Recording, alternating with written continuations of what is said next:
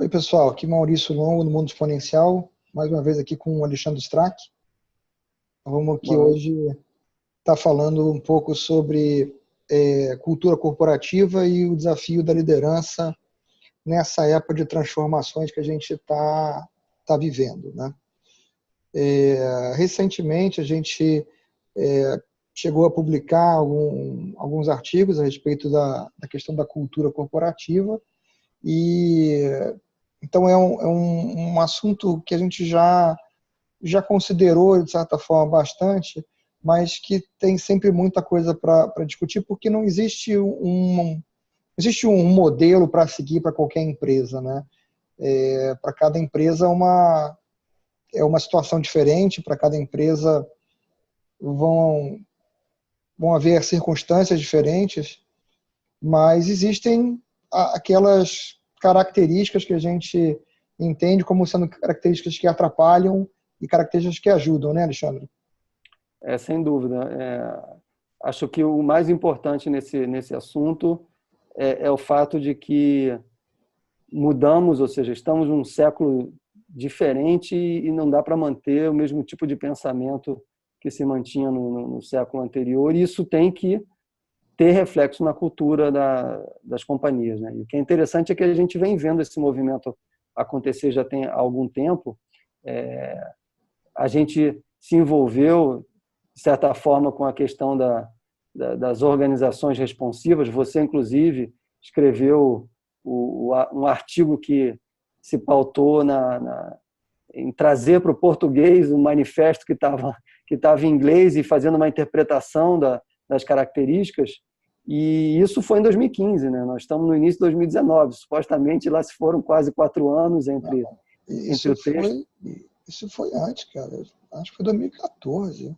Não, o texto é de 2015. Procura lá, o seu texto é de 2015. Pode ser que o manifesto seja de 2014, mas o seu texto é um texto de 2015. Deixa eu ver. Ele é exatamente de... Caramba. Eu comecei a me dedicar a estudar esse assunto. 20 de abril de 2015. Então, eu comecei a me dedicar a estudar esse assunto no final de 2013. Acho que, sei lá, setembro de 2013, por aí assim.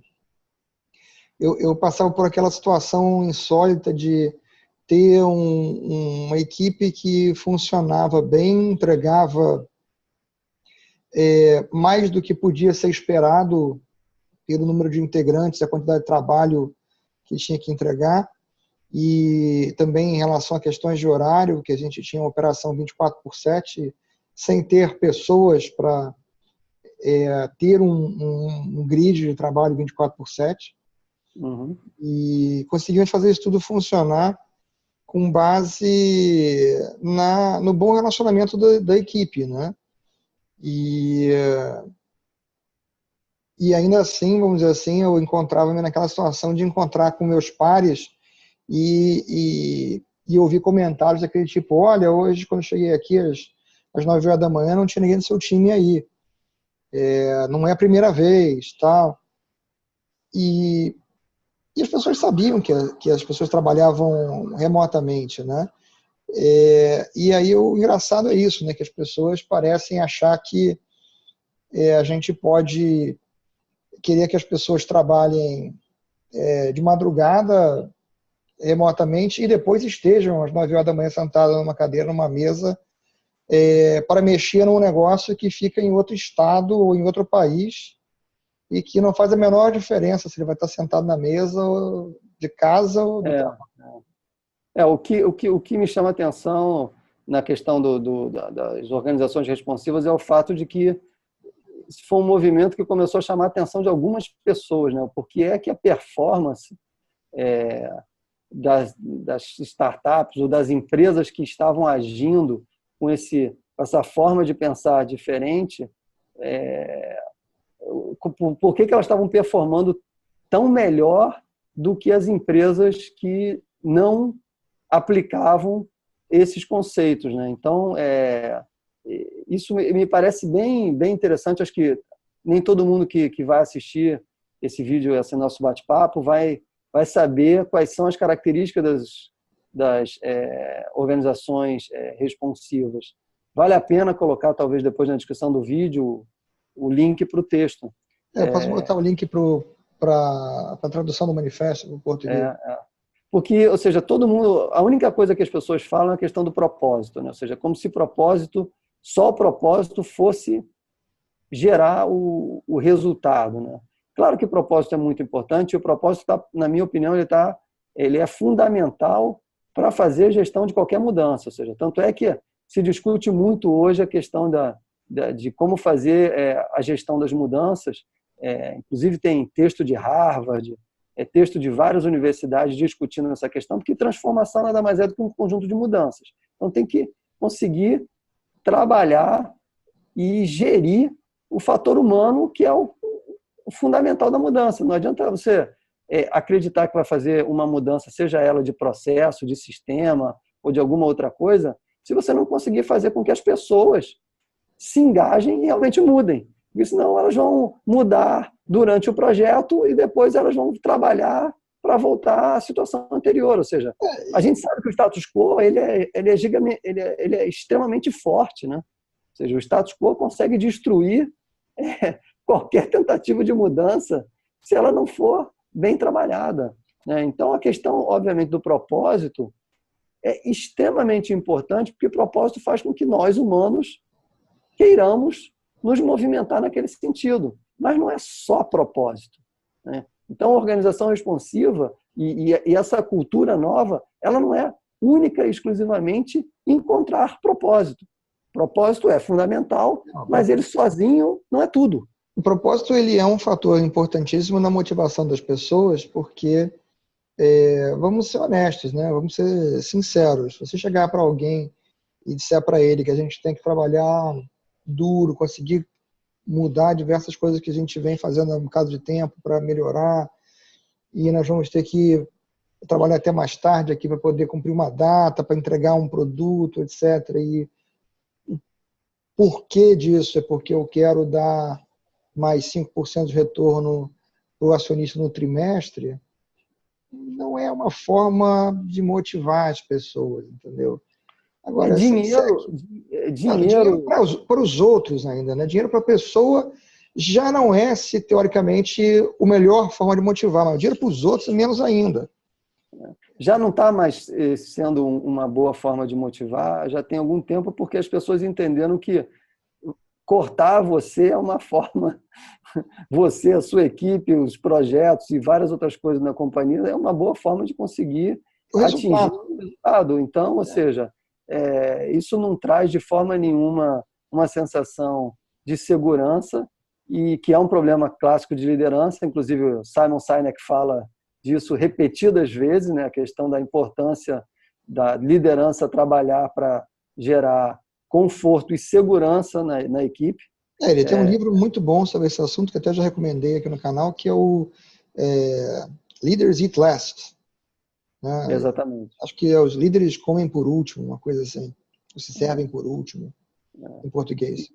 E que, de certa forma, vai em linha com vários desses ensinamentos de liderança que a gente tem visto, de livros que estão ganhando bastante, ou já tem também bastante notoriedade. Você pega lá o livro o livro lá dos militares, como é o nome? Ai, caramba, do Jocko Willink. Exatamente. Extreme Ownership, você está falando.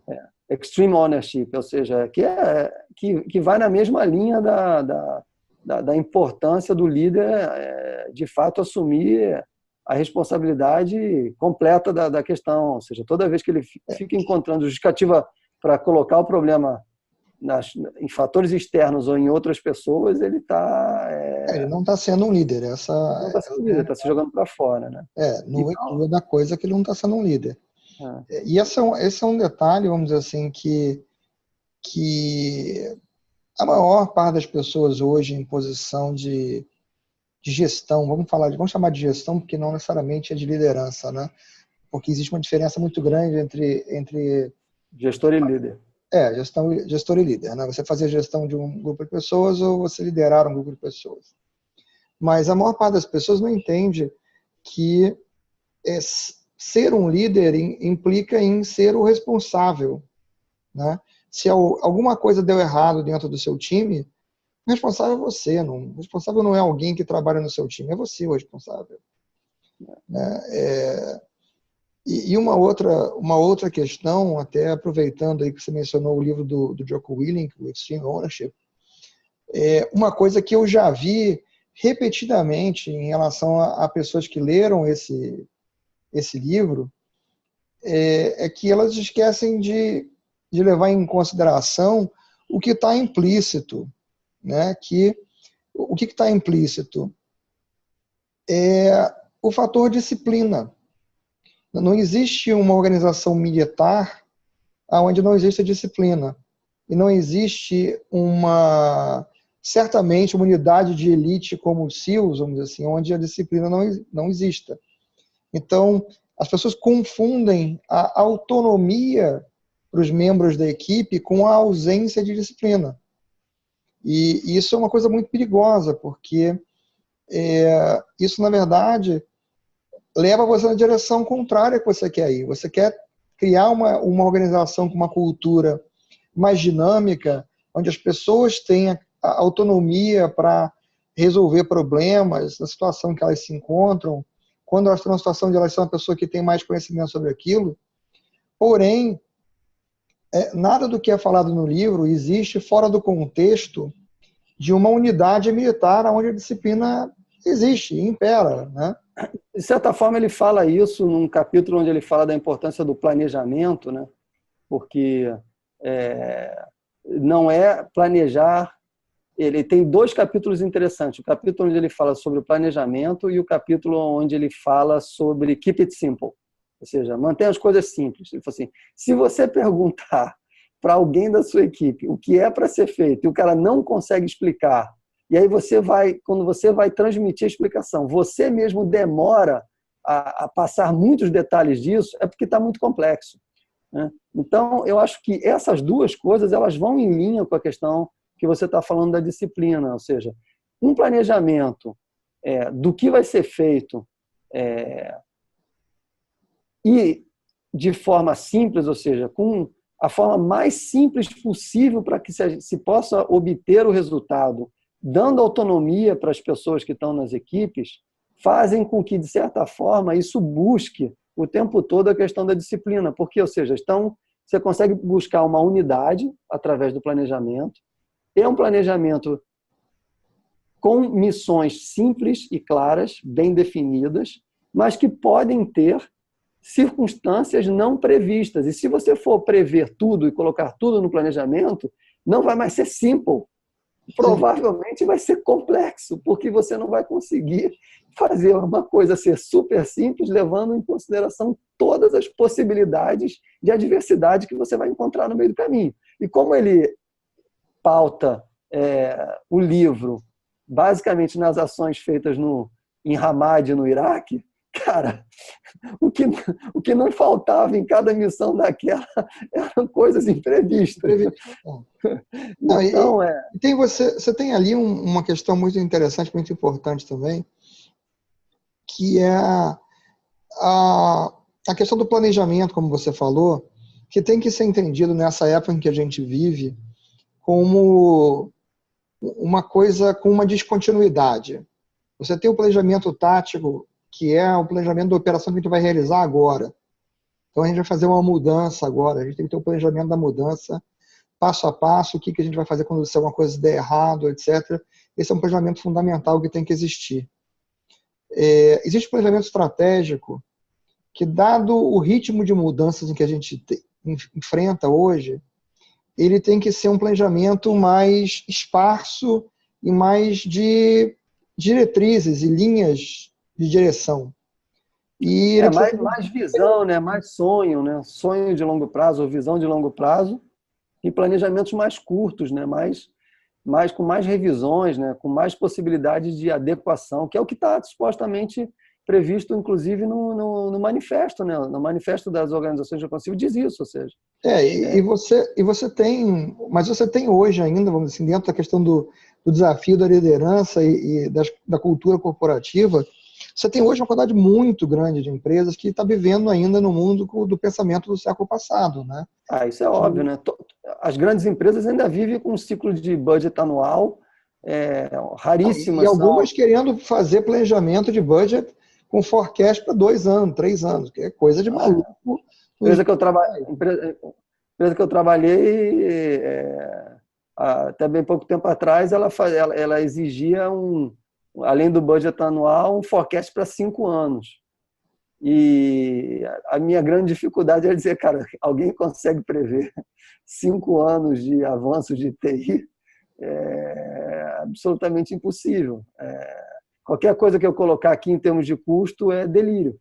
Eu já vi uma empresa, eu já estive sentado para fazer um orçamento numa empresa que queria que você desse a estimativa de custo com base nas pessoas que iam trabalhar em cada projeto dos próximos 18 meses. Gente, eu não sei se eu vou estar vivo daqui a 18 meses, eu vou saber quem é a melhor pessoa para fazer uma atividade daqui a 18 meses. É coisa de maluco. Entendeu? Eu concordo com você. Eu acho que esse tipo de... É verdade que ainda existem muitas empresas que estão paradas nesse tipo de planejamento que não faz mais nenhum sentido. E esse é um dos motivos pelo qual elas têm grande dificuldade de competir. Porque esse planejamento, infelizmente, amarra tudo, né? Então, você junta 2 grandes problemas das empresas tradicionais.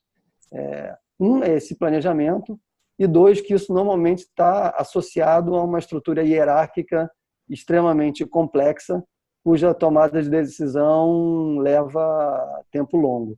Então, além de levar tempo longo para decidir, porque você tem muita hierarquia, ainda por cima, essa decisão vai ser pautada nesse planejamento. Ou seja, você não vai poder fugir dele. Logo, você não consegue reagir frente às adversidades que você encontra. Porque, você não demora para decidir, e 2, você vai decidir pautado sobre uma coisa rígida que é feita sem visão nenhuma. No final, as pessoas que se dão melhor na execução do trabalho são aquelas que encontram maneiras criativas de contornar a burocracia, ou, se a gente preferir chamar, burocracia que a empresa impõe, né? O cara que faz um orçamento com uma gordurinha disfarçada ali, que ele vai poder usar para ter uma flexibilidade, para poder entregar uma coisa que não está prevista. Isso que você acabou de falar me lembrou um post que eu coloquei, acho que no LinkedIn, não sei se foi na semana passada, na semana retrasada, utilizando um post do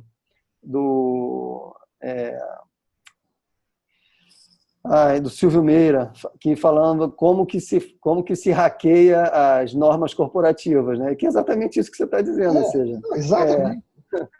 Você não encontra outra saída. Você está vendo que existe uma outra forma muito melhor de ser feita. Só que você está preso pelas regras, pela governança, pelo planejamento, pela hierarquia.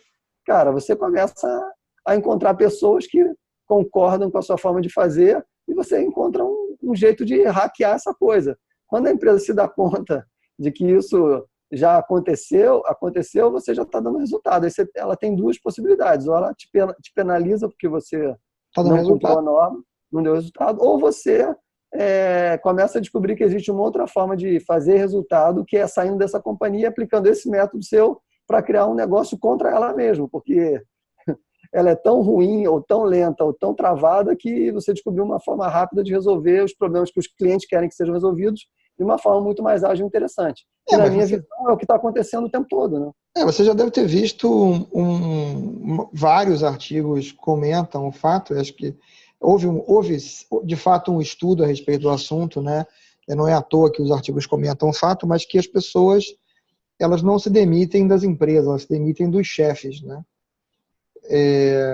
Na verdade, a empresa ela é uma entidade amorfa, né? Ela é uma entidade que é, na prática, a soma das pessoas que a compõem, mas para cada pessoa ela é mais diretamente a soma das pessoas que têm uma influência direta sobre a sua vida dentro dela, né? Então, essa falta de visão, essa falta de capacidade de se adaptar a uma realidade que mudou, ela acaba empurrando para fora da empresa muitas pessoas que têm uma visão de querer fazer uma coisa diferente, de querer fazer uma coisa mais ágil, de querer buscar um caminho novo para o futuro, né? E Ou de você querer resolver o problema como você gostaria que ele fosse resolvido, né? Sem é, tanta dificuldade. E aí a gente tem, nesse momento, uma quantidade de exemplos enormes, né? A gente tem um que está aparecendo na mídia o tempo todo, que é extremamente latente, que é o caso do Nubank, né? Essa semana, inclusive, divulgou vídeo falando sobre a cultura deles, sobre como que eles valorizam as pessoas, a diversidade, como que eles se organizam, como que as pessoas se sentem bem em ir para o ambiente de trabalho, ficam no ambiente de trabalho, aprendem umas com as outras. No fim, tudo isso nasce de uma inquietude do fundador ao descobrir, cara, que o sistema bancário no Brasil era péssimo. Não é, né? Está em processo de melhora com algumas dessas novas iniciativas. E os grandes bancos estão tentando correr atrás, mas estão com grande dificuldade. Né? Tem dificuldade de entender, inclusive, o que está acontecendo, né? Por mais gente que tenha nessas instituições, existe um legado que exerce um peso muito grande, né? Então acaba que quem não tem o peso do legado tem uma agilidade muito maior para pensar no novo, no diferente. E o mercado financeiro ele tem uma coisa interessante, né? Ele, de certa forma, obrigou as pessoas a conhecer termos, né? O sistema bancário e tal. Cara, não preciso saber se eu vou mandar dinheiro para você, se eu tenho que fazer um TED ou um DOC. Eu tenho só a saber se eu tenho dinheiro, que o dinheiro é meu e que eu quero mandar ele para você. E que vai Acabou. chegar. E que vai chegar. Entendeu? Qual é a forma? Se o nome é TED, se o nome é DOC, não faz a menor diferença. Agora, pensa nisso quando você vai fazer investimento. É extremamente difícil fazer investimento. Você tem 200 mil tipos de investimento possíveis, quando, na verdade, a única coisa que você quer é saber o seguinte: eu tenho uma quantidade de dinheiro, eu quero investir esse dinheiro, eu sou um cara mais ou menos conservador ou dado a risco, digamos assim, eu quero um investimento menos risco ou mais risco, e, cara, simples, e tem uma determinada quantidade para aplicar, acabou. Eu não tenho que saber se eu estou aplicando em ação, se eu estou aplicando em fundo, se eu estou aplicando sei lá, em previdência. Porque se Cara, você não quiser saber interessa. isso, você vai direto numa corretora e compra ação. Né? Vamos ser sinceros, né? Se você quiser realmente saber esse detalhe todo, você vai na corretora direto e compra ação, compra o dólar, você não compra o euro. É porque você já tem conhecimento de mercado e você se sente apto a manipular isso diretamente. Se você não tem esse conhecimento, você só está complicando a vida do cliente. Né? Então, buscar essa forma de facilitar e de trabalhar com isso que supostamente é tido como difícil, está embutido na cultura dessas empresas que estão fazendo diferente, como o caso do Nubank. Eu tive ouvindo um podcast onde ele estava falando que quando ele disse que ia criar um banco no Brasil, todo mundo desencorajava ele. Ele falou, cara, você está maluco, você é gringo, está querendo abrir um banco no Brasil, um negócio altamente regulado, complicado, difícil. E aí ele saiu com a resposta que eu acho que é a resposta mais inteligente. Falei assim, cara, que bom que é difícil. Porque, cara, tem menos gente para competir comigo. Eu vou entrar lá, eu vou fazer, e já que todo mundo acha difícil, não quer competir, beleza, eu quero competir lá. E eu vou entrar e vou começar a criar novas soluções. As pessoas são muito apegadas ao passado, muito apegadas ao que aquele famoso, a forma como as coisas sempre foram feitas, ao seu conhecimento, da sua certeza, vamos dizer assim, de como as coisas funcionam. Então, eu já passei por muitas situações de chegar em uma empresa e ver pessoas com uma certeza absoluta que determinadas coisas que elas estavam fazendo eram certas, eram as melhores coisas possíveis, né? E é muito engraçado isso, principalmente quando as pessoas estão tentando fazer uma coisa que elas nunca fizeram antes. Porque elas nunca fizeram antes, mas elas não têm a iniciativa de procurar conversar com quem já fez. Não sei se elas têm vergonha de admitir que não sabem alguma coisa, não conhecem alguma coisa, porque elas estão numa posição, numa empresa que tem um nome, que tem uma posição de mercado, alguma coisa assim, mas vou dar um exemplo para você, vou fazer uma analogia, né? Mas isso, só cortando você rapidinho, isso, na verdade, está ligado às duas coisas básicas das quais estamos falando aqui, né? Liderança e cultura. Né? Sim, Provavelmente esse indivíduo se acostumou com uma liderança que não dava muito espaço para escuta de novas ideias e de contestações àquilo que supostamente a pessoa que estava querendo colocar a ideia já estava vendo que não fazia sentido. E a cultura é aquele tipo de cultura que, cara, que não permite a contestação, não permite a experimentação, não permite o erro. isso, A gente ainda está numa época que o que me chama a atenção é que ainda se está buscando associar produtividade ao fato de colocar o cara dentro do ambiente de trabalho e garantir que ele esteja trabalhando às 8 horas ininterruptas. Ou isso, seja, não, isso é de um absurdo e essas coisas levam a colossal. situações que era a analogia que eu ia fazer. Imagina o seguinte, você está numa empresa que fabrica carro, tá? Por exemplo, fabrica carro. Você fabricava charrete e aí você fez a transição para fabricar carro. Então você vê que você se adaptou com a mudança da tecnologia, você passou a fabricar carro. Agora você está vendo que o futuro do mercado de carro vai diminuir, vem aí carros autônomos, vai precisar de menos carros, você resolveu que você vai fazer avião. Mas você pensando na carro, avião, tudo veículo, né? Tudo leva uma pessoa de um lugar para o outro. Tem roda, tem banco, leva passageiro. É mole, já sei fazer avião. E aí você não se preocupa de ir ali no ITA discutir a questão, você não se preocupa de visitar a Embraer e entender o processo de fabricação de avião deles e tal. E aí você prende umas asas em cima do carro que você fazia e isso aqui é aquele voo, entendeu? E esse tipo de situação, eu já encontrei um monte de empresas, vamos dizer assim, que acha que fazer um produto para mobile é a mesma coisa que você fazer um produto para desktop, né? Fazer um site na web e um programa local é a mesma coisa. Que vender pela internet e vender local, cara, não é a mesma coisa. São mundos diferentes, com características diferentes. Se você não for pesquisar com quem faz, você vai cometer os mesmos erros que outras pessoas cometeram há uma década atrás, há 2 décadas atrás, há 3 décadas atrás. E a realidade é que o mundo hoje ele é muito mais dinâmico. O cara que cometeu o erro há 3 décadas atrás, ele tinha muito tempo para errar. Você que está começando a fazer isso agora, você não tem 3 décadas para errar. Você não tem nem 3 anos para errar. Né? Então, é uma realidade diferente. Quando você vai fazer alguma coisa, você tem que ter a humildade de entender, olha, isso aqui é uma coisa que eu não fiz ainda, vamos entender como é que isso aqui é feito, né? Principalmente em se tratando de mercados de tecnologia, a gente tem visto isso com uma frequência muito grande, né? Ou seja, as pessoas acham que as novas tecnologias são basicamente as mesmas tecnologias do passado com um novo nome. A gente já falou sobre isso em algum vídeo passado aí, quando a gente comentou sobre cloud computing, ou seja, cloud computing definitivamente não é, e eu vou repetir ela 250 mil vezes em todos os vídeos onde isso for necessário, não é o seu data center externo.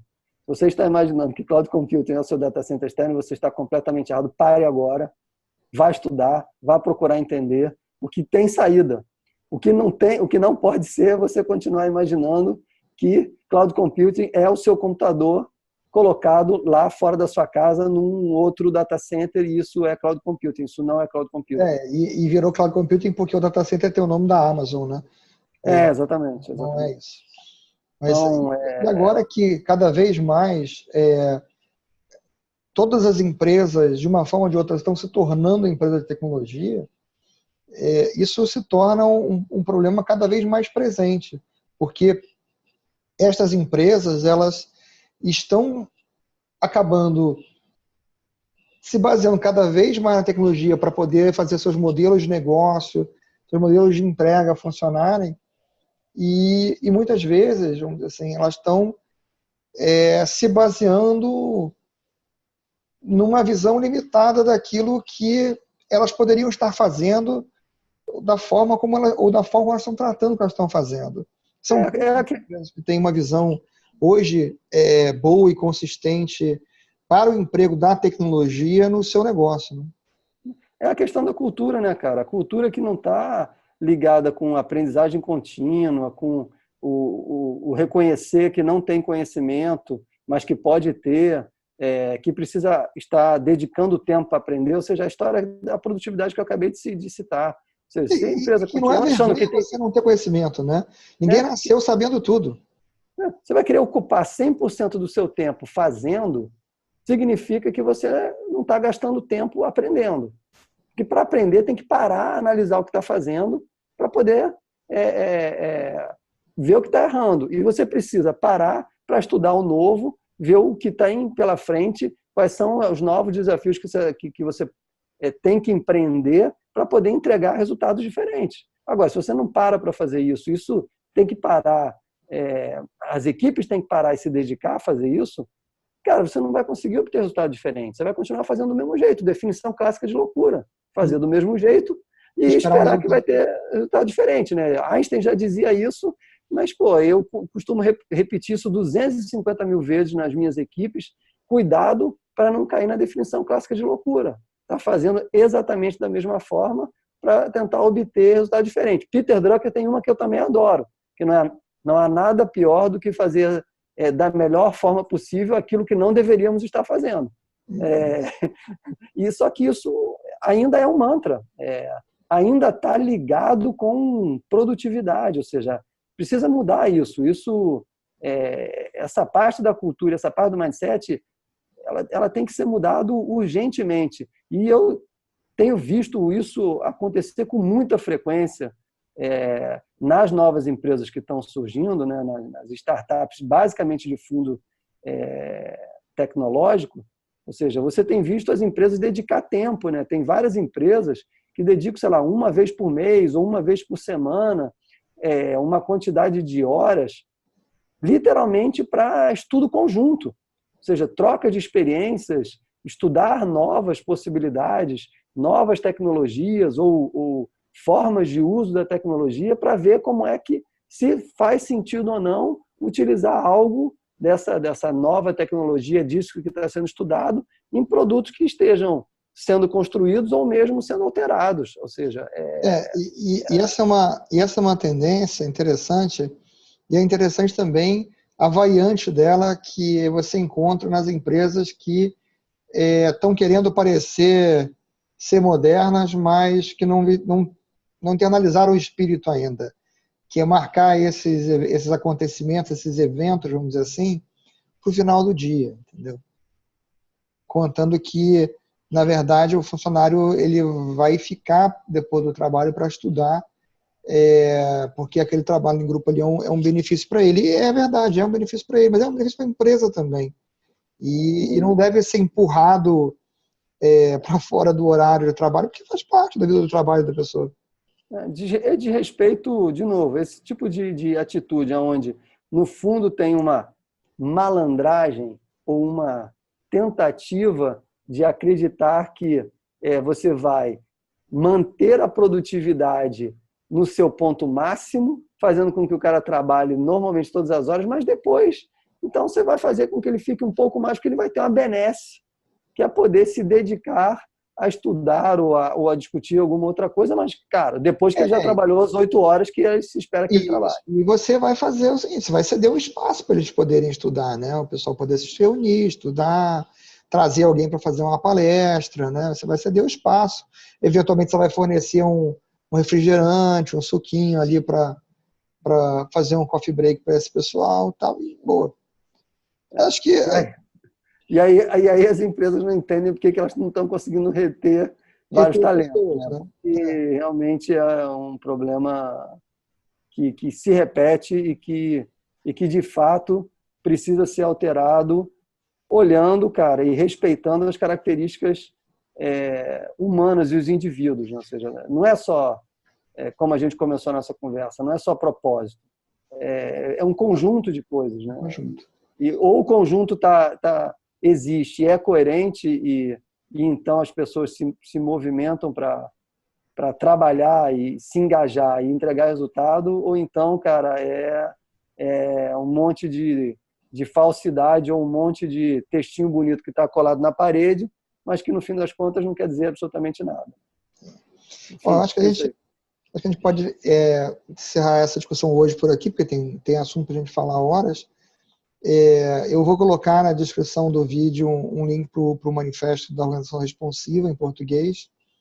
E eu aproveito para esclarecer, até com base em perguntas que eu já recebi a respeito dele, que o manifesto não é uma coisa absoluta, não é um guia do que fazer, é uma ponderação de diferentes aspectos positivos e negativos. E cabe a cada um que está lendo entender o que daquilo ali se aplica na realidade em que está inserido. Exatamente. E, inclusive, o Fórum Mundial Econômico já utilizou, de certa forma, um pouco do manifesto em falar em como que as empresas modernas devem se organizar e tal. Só que quando você vê o que está escrito lá e você faz um comparativo com o manifesto, é muito, muito, muito parecido. Inclusive, ele começa dizendo que as empresas modernas não têm mais o lucro como a sua principal característica, e sim, buscam um propósito e tal. Todo mundo se amarra no propósito, mas no fim das contas os outros são igualmente importantes. Mas é isso, obrigado, e acho que a gente passou a mensagem que era importante passar. Isso aí.